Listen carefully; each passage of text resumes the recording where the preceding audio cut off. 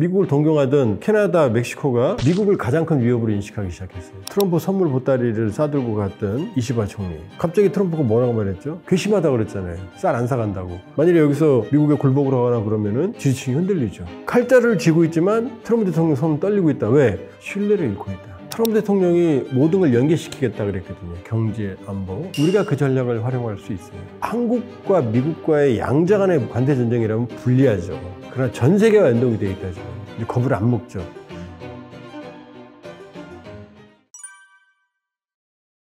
안녕하세요. 머니인사이드 시청자 여러분, 조한범입니다. 통일연구원 석좌연구위원이고요.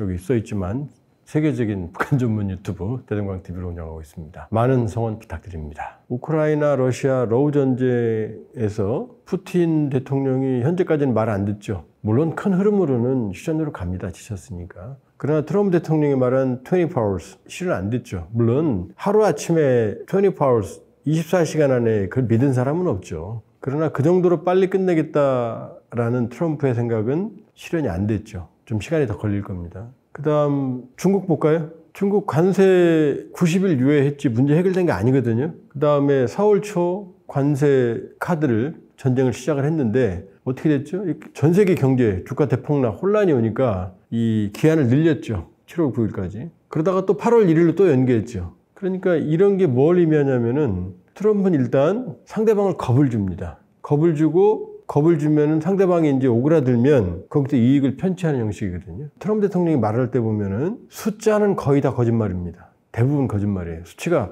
과장돼요. 왜냐하면 상대방을 압박하기 위해서 수치를 과장을 하는 거죠. 예를 들면 주한미군 주둔 분담 같은 경우도 자기 트럼프 일기 때 100억 달러를 제시했다. 아니거든요. 그때 50억 달러 제시했거든요. 그 다음에 30억 달러를 받아냈다. 아니거든요. 전혀 아니거든요. 지금 1조 5천억 정도 내거든요. 그럼 한 10억 달러 조금 넘거든요. 그 다음에 주한미군 숫자 4만 5천 명이다. 아니거든요. 2만 8,500명이거든요. 왜냐?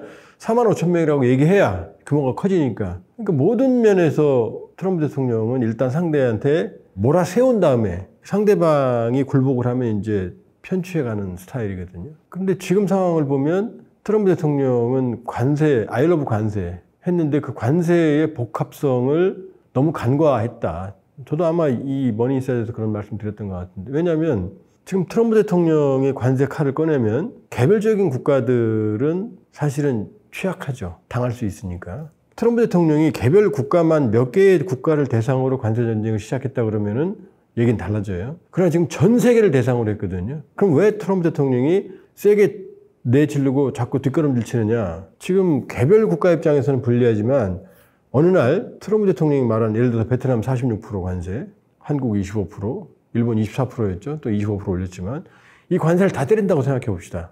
그러면 관세를 받는 나라 입장에서는 어마어마한 충격이죠. 46% 관세 맞으면 미국 수출할 때 물가 천정부지로 오르니까 거꾸로 생각해 보면 미국의 수입 물가가 갑자기 대폭 인상되는 거죠. 25%, 46%, 30% 대폭 인상되거든요. 그럼 미국 소비자들이 감당할까요? 어마어마한 인플레이션이라는 거죠. 그러니까 칼자루를 쥐고 있지만 트럼프 대통령 손은 떨리고 있다. 왜? 트럼프 대통령 방식은 칼자루를 쥐고 겁을 주면 상대방이 어머 잘못했어 이래야 되는데 관세라는 문제는 국내 정치와 연계되거든요. 순수한 경제 논리가 아니에요. 예를 들어서 그렇게 트럼프에게 고분고분하고 트럼프 선물 보따리를 싸들고 갔던 일본 총리, 이시바 총리 같은 경우 갑자기 트럼프가 뭐라고 말했죠? 버릇이 없다 그랬거든요. 왜 그러느냐? 지금 일본 쌀값이 지금 폭등해서 쌀값이 올라가 있거든요. 그럼 미국 쌀을 수입하면 해결되거든요, 금방. 근데 일본이 쌀을 수입하면 어떻게 되느냐? 자민당의 전통적인 지지층인 농민들이 흔들리거든요. 지지율이 흔들리거든요. 거기다 참의원 선거. 일본의 참의원 선거가 지금 이 와중에 껴있거든요. 그럼 국내 정치를 본다고 그러면 어떻게 되죠? 이 농민표들의 표심을 만일에 쌀 수입한다 그러면 다 날아가는 거죠. 그러니까 경제 논리보다는 안 된다. 우리는 쌀은 절대 용납할 수 없다. 이게 경제 논리가 아니라 정치 논리거든요. 그러니까 관세는 모두 각국의 국내 정치와 연계되어 있습니다. 이재명 정부도 마찬가지예요. 만일에 여기서 미국에 굴복을 하거나 그러면은 지지층이 흔들리죠. 그러니까 모든 면에서 각국의 국내 정치에 연동되어 있는 국가 내지는 정치 역학 구도 때문에 트럼프가 원하는 효과가 나타나기 어렵죠. 거기다가 지금 전 세계를 대상으로 했기 때문에 이제 공동 전선이 형성이 됩니다. 자, 브릭스 전 세계 GDP의 40%거든요. 중국도 들어있고 브라질, 러시아, 남아프리카 공화국, 인도. 그러니까 룰라 대통령 같은 경우 강력하게 비판을 하죠. 이번 브릭스에서 그런 말 나왔잖아요. 우리는 황제를 원하지 않는다.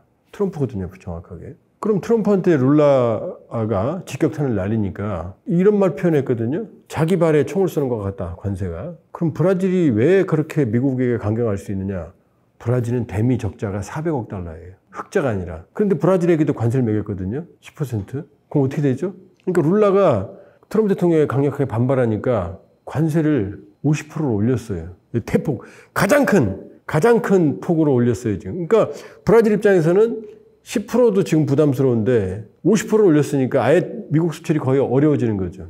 그러면 지금도 400억 달러 적자인데 만일에 브라질이 가만히 있으면 어떻게 되죠? 적자 폭이 어마어마하게 될 거 아니에요. 브라질은 수출을 못하고 미국 수출 적자는 그대로 유지가 되니까. 그럼 브라질이 가만히 있겠습니까? 미국이 브라질을 압박하니까 이 브라질과 중국은 이 브라질에서 페루까지 이어지는 아주 장거리 철도에 최근에 건설에 합의를 했어요. 그럼 지금 이런 그림을 본다 그러면은 지금 트럼프 대통령이 말했던 그런 관세 효과 그 그림은 지금 성과 안 나타나는 거죠. 그러니까 원래 트럼프 대통령의 설계는 뭐냐면 미국의 무역 적자를 줄이고 미국의 제조업 부활을 의도한 게 관세 정책이거든요. 관세를 매기면 관세를 안 내기 위해서 미국에 공장을 질 거다. 그럼 제조업이 부활될 거다. 그 다음에 관세가 들어오면 무역 적자도 줄이고 국가 부채도 줄일 수 있을 거다. 이렇게 생각을 하는 거거든요. 지금 트럼프 대통령이 관세 정책이 만일에 효과적으로 작용할 경우에 향후 10년간 약 5조 내외의 관세 수입이 있을 걸로 추정을 해요, 최대. 그럼 이제 그게 5조가 들어오면은 미국의 매년 무역 적자가 1조 달러쯤 되거든요. 그럼 상당 부분 상쇄가 되잖아요. 그런데 이제 문제는 뭐냐? 트럼프 대통령이 또 감세 정책을 했어요. 세금을 줄이는. 그러면 이제 미국의 소비와 그 다음에 기업 활동이 증가할 거라고 생각했거든요. 근데 이 감세 정책을 계산해 보니까 향후 10년간 3조에서 한 4조 정도 세수 감소 효과가 또 나타나요. 그럼 트럼프 대통령 머릿속에는 이제 이 관세로 이 세수 감소 효과를 상쇄할 거라는 판단을 한 거죠. 그럼 머스크가 왜 반발하느냐?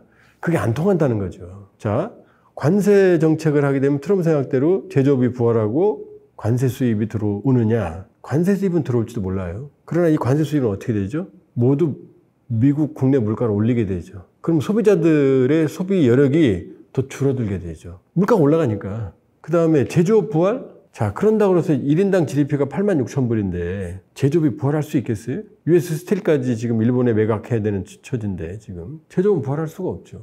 그러니까 머스크가 생각했을 때는 황당한 거죠. 왜냐? 머스크는 이 국가 부채를 줄이는 일에 주력을 했잖아요. 근데 국가 부채가 얼마나 지금 36조 달러거든요. 5경이에요. 5경. 그럼 여기에 지금 트럼프 감세 법안으로 수조 달러가 또 추가가 된다고 그러면은 머스크가 생각해서 황당한 거죠, 지금. 트럼프는 이걸 관세로 해결할 수 있다고 생각하는데 이 관세의 여러 가지 칼날들이 지금 미국 경제에 이 부메랑으로 부작용을 지금 초래할 수 있는 상황이라고 지금 머스크는 판단을 하는 거예요. 그러니까 테슬라 주가 폭락까지 감소하는 상황에서 아메리카당을 창당한 거죠. 왜? 트럼프의 판단이 틀렸다고 생각하니까. 그럼 왜 머스크하고 트럼프하고 왜 합쳤다가 왜 이렇게 극단적으로 싸우느냐? 트럼프는 전통적인 굴뚝산업 쪽이에요. 부동산 재벌이에요. 머스크는 벤처, 그러니까 새로운 현대에 부합하는 산업이거든요. 그러니까 트럼프 머릿속에는 아직도 구태연한 관세 정책은 수백 년 된 거거든요. 근데 머스크가 생각할 때는 지금 이 국가 부채를 그대로 놔뒀다가는 언젠가 폭발할 거고 폭발하면 미국 경제가 붕괴할 거라고. 머스크가 실제로 그런 말 했어요. 그러니까 지금 얘기가 좀 복잡하게 진행이 됐는데 트럼프가 생각했던 관세 정책은 사실은 그렇게 단순하지가 않다. 몇 개 국가를 대상으로 칼날을 휘둘렀다면 통할 수 있었는데 전 세계를 대상으로 하면서 불확실성이 너무나 커졌고 그러니까 트럼프 대통령이 자꾸 뒷걸음질 치는 거다. 지금 해결된 건 거의 없다. 지금 영국하고 베트남 정도거든요. 베트남 46% 때렸다가 20% 관세를 낮춰주고 미국은 무관세로 베트남에 들어간다. 이게 성과거든요. 그런데 베트남이 20%를 관세를 분다고 해서 미국에서 가격 경쟁력이 없느냐? 충분히 있을 거예요. 그 다음 미국이 무관세로 베트남에 수출할 수 있다? 과연 미국이 베트남에게 경쟁력 있는 그런 상품을 팔 수 있을까요? 저 정도 구매력에? 그럼 사실 트럼프 대통령이 지금 관세를 펼쳐놨지만 4월 2일 날 했다가 7월 9일로 연기했고 다시 8월 1일로 연기했어요. 그럼 8월 1일 날 가면 끝나느냐? 모르죠. 그때 가면. 왜? 그럼 8월 1일 날 내 맘대로 할 거라고 관세를 부과하는 순간 타결되지 않은 국가들의 그 고율의 관세는 모두 미국 소비자들의 물가 인상으로 연결이 될 거다. 그러면 내년 중간선거는 끝나는 거죠. 끝나는 거죠. 그리고 그 관세에 무릎을 꿇는 순간, 자, 브라질하고 관세 전쟁이 시작됐어요. 8월 1일이 되면 브라질은 이제 50% 관세를 물어야 돼요. 근데 브라질이 이미 400억 달러 대미 적자인데 이럴 게 뭐가 있어요? 브라질은 브릭스에서 중국과 연대도 강화하고 있는데 거기다가 전임 대통령 재판받고 있는 브라질 보나소르 같은 경우 지금 트럼프가 마녀사냥이다. 그 지금 내정 개입까지 한 거예요, 지금. 그러니까 선을 넘는 거죠. 선을 넘는 거죠. 결과적으로는 이 양치기 소년이 된 거죠. 이제 겁을 안 먹죠. 자, 트럼프 대통령이 대한민국에게 25% 관세, 그러니까 처음 서한을 보낸 그날 우리 코스피가 올랐어요. 대폭 올랐어요. 왜냐? 알거든요, 이제. 트럼프가 좀 쉽게 말하면 속된 말 좀 써볼게요. 뻥카라는 말이 있죠. 왜? 겁을 주면 오그라들어야 되는데 전 세계로 겁을 줬는데 지금 보니까 그 겁을 준 효과가 부메랑으로 나한테 돌아오니까 계속 뒷걸음질 치는 거죠, 지금. 뒷걸음질 치는 거죠. 자꾸. 결과적으로 트럼프 대통령은 너무나 단순하게 일을 처리하고 그 뒷감당을 못하고 있다. 그리고 결과적으로는 양치기 소년이 되면서 가장 중요한, 자본주의에서 중요한 신뢰를 잃고 있다. 그리고 더 큰 건 지금 전 세계에 포진되어 있는 미군, 유럽에 한 9만, 중동에 한 4만, 아시아에 한 8만, 9만 있거든요. 이걸 지렛대로 지금 여기에서 그 미군들을 규모를 감축하고 각자 방위비를 부담시키는 전략으로 전환하고 있거든요. 왜냐? 왜 내가 남의 나라에 돈을 써야 되지? 이건데 사실 유럽에 9만 명의 미군을 주둔시켰다는 얘기는 이게 안보 무임승차가 아니고 그 9만 명을 베이스로 어마어마한 미국의 영향력을 행사했던 거예요. 여기서 오는 정치, 경제, 사회, 문화적인 천문학적인 이익을 미국이 가져간 거거든요. 그러면 이제 각자 나토가 국방비를 3.5%, 5% 쓰게 되면 미군이 필요 없게 됩니다. 핵도 있어요. 영국도 있고 프랑스도 있고. 그러면 미국의 영향력은 줄어드는 거예요. 아시아에서도 일본, 한국의 주한미군 조정설, 심지어 철수설까지 트럼프 측근들에서 나와요. 그러면 한국은 알아서, 일본이 알아서 방해할 거 아니에요. 종합해보면 결과적으로 트럼프가 생각하는 마가는 이러지 않는다. 안보라는 지렛대로 미국이 행사했던 영향력, 그리고 안보라는 지렛대로 미국이 무임승차라고 했던 국가들은 미국의 요구를 수용을 했어요. 물매 가자먹기로. 근데 이제는 그런 일이 필요가 없는 거죠. 관세, 트럼프가 말한 대로 모두 부과하게 되면 미국 경제 치명타가 될 수가 있어요. 합의가 안 되는 국가들 모두 그 수치를 때려버리면 관세가 그만큼 들어오겠지만 대신 그 물가는 폭발적으로 증가할 거고 올라갈 거고 그럼 소비가 떨어질 거고 그럼 교육 규모도 축소될 거고 그럼 트럼프가 생각했던 관세도 그만큼 늘어나지 않겠죠. 그럼 이건 결과적으로는 다시 국가 부채의 무역 적자의 증가로 이어질 거라는 얘기죠. 그러면 트럼프가 생각했던 마가가 아닌 거죠. 제가 보기엔 신조어를 하나 머니 인사이드에서 하나 말씀드릴게요. 마가, 메이크 아메리카 그레이트 어게인이 아니고 마사, 메이크 아메리카 스몰 어게인. 더 작아질 수 있다. 의도적으로 비난하는 게 아니라 지금 이게 강력했던 팍스 아메리카나가 지금 저무는 신호예요, 사실은. 외교안보적 영향력 축소, 그 다음에 경제적 신뢰도 추락, 타코라는 말, 미국 대통령이 저렇게 변덕스럽고 내정 개입까지 하고 선을 넘고 도덕적이지 않고 모든 발언에 그 측근들까지 모두 예스맨 거의 4시에 가까울 정도로 트럼프의 잘못된 일에 대해서 그 누구도 지금 브레이크를 걸지 않아요. 그럼 어떻게 되죠?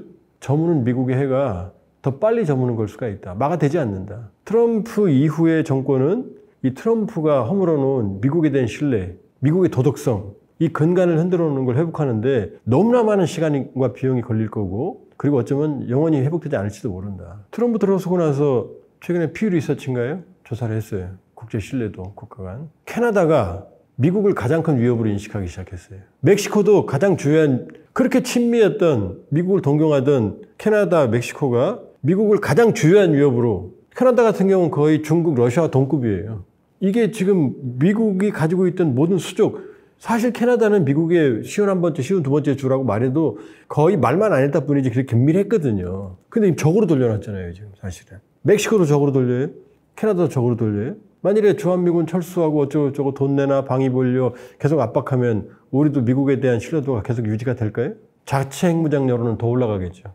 더 올라가겠죠. 아주 위험한 상황이다. 트럼프의 입에 놀아나는 미국, 트럼프 말 한마디에 좌우되는 세계라면 이제 그 말이 신뢰가 있다면은 의미가 있겠지만 그렇지 않죠. 양치기 소년. 돼가고 있는 거죠. 그게 사실은 미국의 사실 지금 우리가 보고 있는 민낯이다. 우리가 알던 미국이 아니다. 도덕적이고 세계의 질서를 지키는 세계 경찰이 아닌 이기적이고 독선적이고 변덕스러운, 그리고 말 바꾸는 게 일도 아닌 트럼피즘을 지금 주목하고 있다, 이렇게 볼 수 있어요.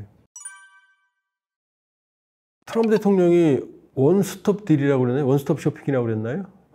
모든 걸 연계시키겠다 그랬거든요. 경제, 안보. 우리가 그 전략을 활용할 수 있어요. 왜냐하면 관세라는 부담스러운 현실이 있지만 미국은 우리의 조선업을 절실히 필요로 합니다. 중국과의 해양 패권이 지금 사활을 걸고 있는데 지금 미국 국내 조선업으로는 감당이 안 돼요. 할 수가 없어요.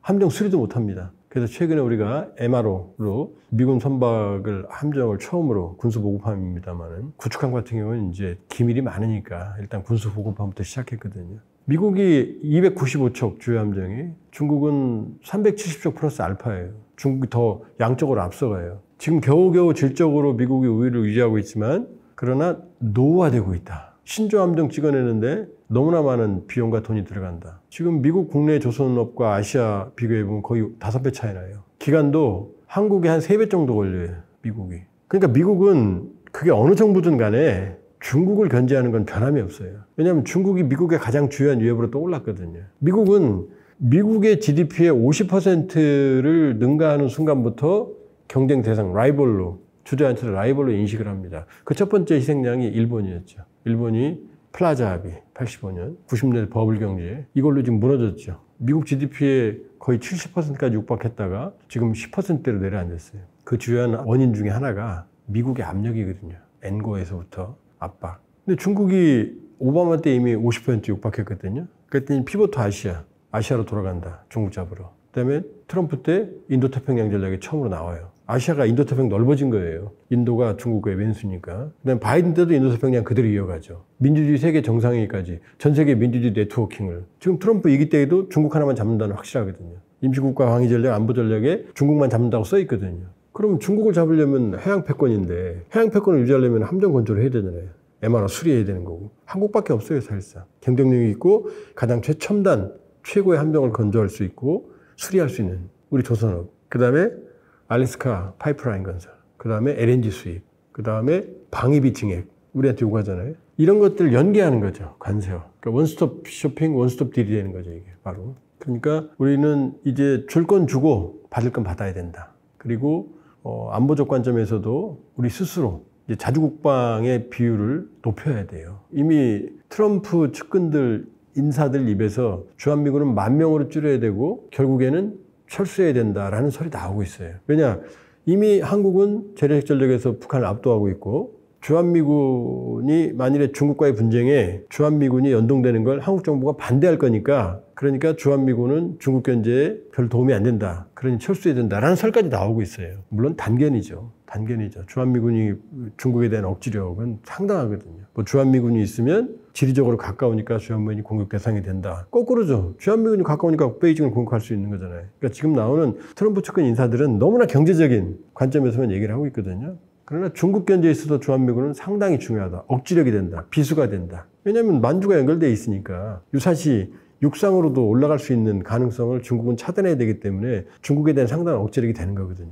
자, 종합하면, 자, 경제적으로는 어느 정도 관세 부담은 불가피할 거다. 그러나 여러 가지 주한미군의 지정학적 중요성, 그 다음에 우리가 방위비 어느 정도 증액할 수밖에 없어요. 그 다음에 주한미군 주도 분담금도 증액할 수밖에 없을 겁니다. 그 다음에 조선업, 그 다음에 우리 LNG 수입, 그 다음에 알래스카 가스관 사업, 이런 걸 모두 묶는다 그러면은 상당한 경제력이 있을 수가 있다. 경쟁력이. 이렇게 볼 수 있어요. 그러니까 이번에 한국과 미국과의 양자 간의 무역전쟁, 이 관세전쟁이라면 불리하죠. 그러나 전 세계와 연동이 되어 있다, 지금. 그렇기 때문에 8월 1일까지 이미 시간을 벌었고, 우리만이 아니다. 그러니까 일본을 예를 들어볼까요? 일본이 원래 24%였거든요. 근데 이번에 서한을 보내면서 1%, 25% 올렸어요. 왜 올렸느냐? 괘씸하다 그랬잖아요. 쌀 안 사간다고. 그러면 롤라처럼 40%, 50% 올렸어야 될 거 아니에요. 버릇없다고 말했거든요. 근데 1%밖에 안 올렸잖아요. 왜? 정면으로 충돌하면 미국도 다치니까. 일본이라는 경제가 강국한데. 그러니까 달러 올린 게 1%인 거예요. 그렇게 버릇없다고 떠들어놓고 달러 1% 올린 거죠. 나 화났어? 그리고 살짝 올린 거죠. 그러니까 이 관세 전쟁은 너무 불안하고 초조할 필요 없다. 당당하게 대응을 하면 되는 거고, 트럼프가 칼을 준 건 맞지만 그 칼을 든 손이 떨린다. 왜? 그 칼날이 자기 향해 올 수도 있거든요.